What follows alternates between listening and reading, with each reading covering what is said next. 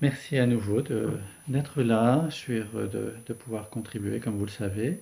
Et puis pour cette méditation d'aujourd'hui, il me semblait là aussi assez cohérent de proposer ma vision de ce que j'ai appris en tout cas par rapport à la notion d'accepter et la notion d'accueillir. Hein, ce sont vraiment deux thèmes qu'on entend bien souvent dans le monde du développement personnel, dans la méditation même.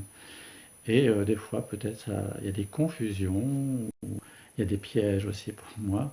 Donc, je voulais amener peut-être un éclaircissement. En tout cas, c'est ce que je souhaite. Alors, accepter. Moi, je dirais quand même depuis mon cursus en tant que kinésithérapeute, accepter, ça a tout de suite été quelque chose qui m'a mis dans l'inconfort auprès de mes patients. Hein, quand j'entendais les discours autour de moi du personnel soignant qui disait à ces fameux patients, ben oui, il faut accepter votre douleur, il faut accepter votre handicap. Ça faisait quelque chose qui se fermait un petit peu à l'intérieur de moi en disant, mais waouh, qu'est-ce que c'est rude de dire ça, et puis qu'est-ce que ça veut dire accepter finalement.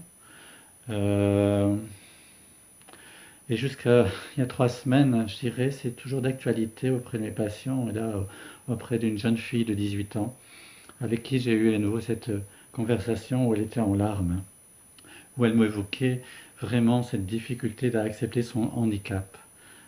C'est une jeune fille qui se retrouve en fauteuil roulant électrique et qui est vraiment, je dirais, dans une colère profonde qui s'exprime régulièrement, au point même que pour éviter qu'elle ne se blesse, puisqu'elle a tendance à se taper dans les portes avec ce peu de mouvement qu'elle peut avoir au niveau des bras, qu'elle se blesse. Et donc nous avons installé des coussins au mur, des coussins muraux de frappe, pour vraiment qu'elle puisse décharger, car pour l'instant c'est sa stratégie. Hein, et on accompagne pour lui donner d'autres stratégies, mais vraiment il y avait ça. Et, euh, et donc accepter le handicap, c'est vraiment violent. Et tout comme il y a d'autres discours qui peuvent être mais bon, il y a pire que toi, hein, attention. Et là, vous imaginez un petit peu comment ça, on empile cette notion de violence qui vient de l'extérieur. Et puis nous avons aussi une violence intérieure, hein, qui notamment peut se vivre dans cette notion d'accepter quand on a un chemin spirituel ou de développement personnel, parce que il y a, quel que soit ce que tu vis, tu dois accepter, tu as appris des outils, des techniques, et donc c'est vraiment quelque chose de très, très douloureux que l'on peut vivre à l'intérieur de soi. Euh, donc, finalement, accepter, je regarde mes notes, hein, si j'ai tout dit, euh, il y a vraiment un dilemme à l'intérieur qui peut être que tout est accepté et en effet, il peut y avoir une autre partie de moi et à nouveau, hein, pour celles et ceux qui étaient là à la première méditation, hein, je vous ai parlé que moi j'adhérais à cette croyance que notre constitution est faite de plein de parties à l'intérieur de nous qui peuvent s'exprimer à différents moments ou au même moment et qui peuvent être en apparence en conflit. Et donc il peut y avoir comme ça une part de nous qui dit ben non, il y a tout à accepter, tout ce qui se présente dans ta vie, et une autre part qui dit mais j'ai pas les moyens, je ne veux pas accepter là, c'est trop rude pour moi. Hein. Euh, Ça serait vraiment comme si ben, quelqu'un vous marchait sur le pied et puis, eh ben, c'est, bah non, accepte la douleur, c'est une expérience nouvelle pour toi qui est de sentir cette douleur, etc. Vous voyez un petit peu euh, vraiment la folie de ce raisonnement. Et que non, là, ben non, on marche sur le pied. Moi, ça me fait mal, j'ai pas choisi de vivre la souffrance, j'ai un besoin d'intégrité pour mon corps, et très vite, ben, je vais faire l'action qui est ben, soit de dire à l'autre, eh oh, tu marches sur mon pied, ou de le repousser.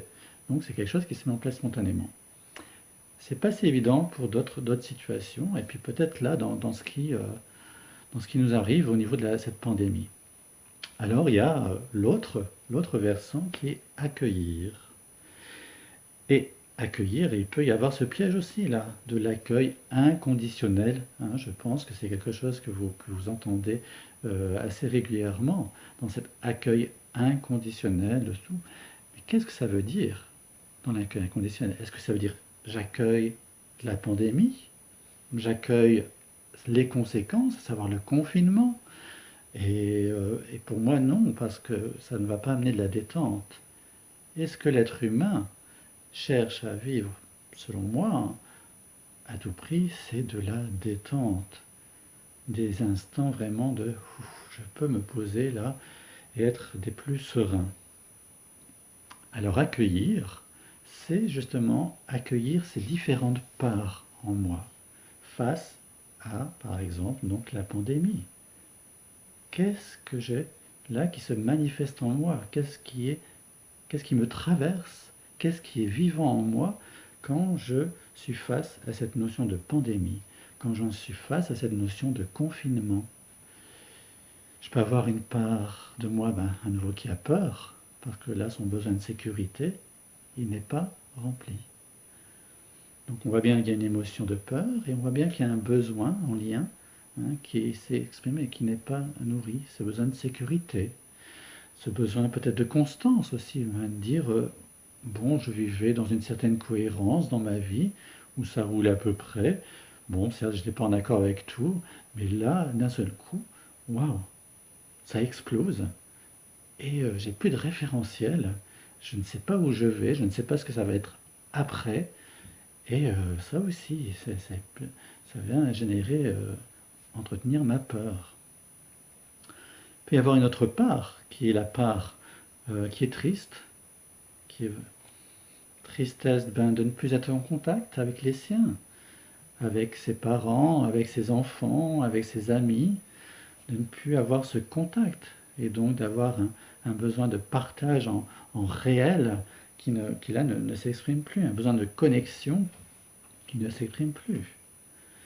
Il peut y avoir une autre part, et bon, à nouveau, ça va être cette part dite spirituelle, elle a des acquis, qui, euh, qui a fait tout ce cheminement avec nous, hein, mais qui a intégré comme quoi elle sait mieux que quiconque, et c'est elle qui va surtout nous tarabuster et qui vient nous dire, mais franchement, avec tout ce que tu as appris sur la méditation, avec tout ce que tu as appris sur la communication non violente, vois où tu en es, tu es encore à avoir la trouille comme ça, et tu sais pas gérer.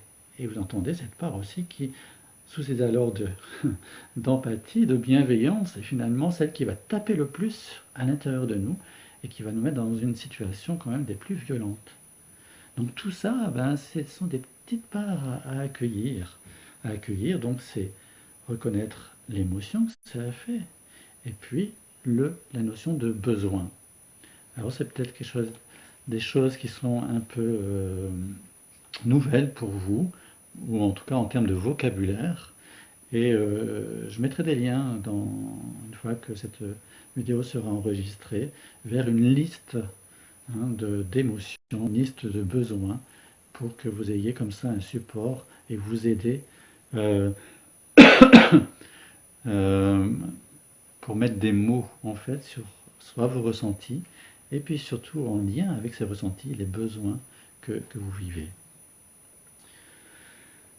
Et en fonction, donc, une fois qu'on a découvert ces besoins, donc ces besoins de sécurité, ces besoins de connexion, de partage, par exemple, ou ces besoins de cohérence entre le fait que voilà, j'ai eu un parcours, j'ai appris des choses, j'ai des notions au niveau spirituel et autres, qu'est-ce que je vais pouvoir mettre en action?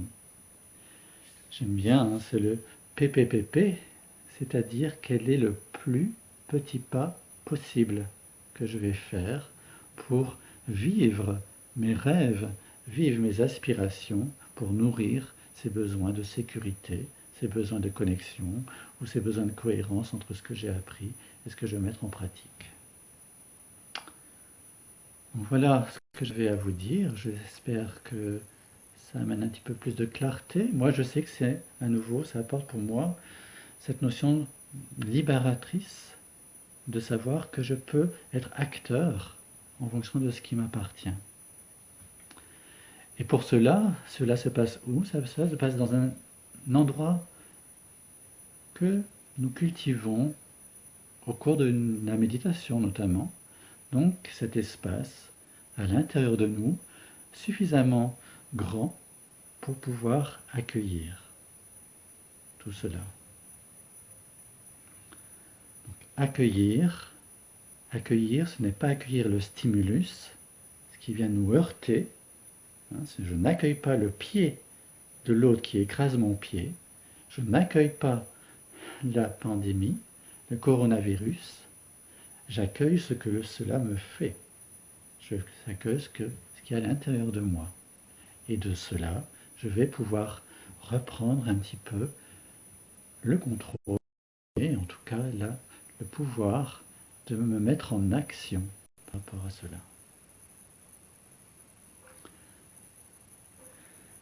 En espérant que cela vous donne une autre vision, ou à nouveau une clarté sur accepter et accueillir, et bien je vous invite à partir en méditation.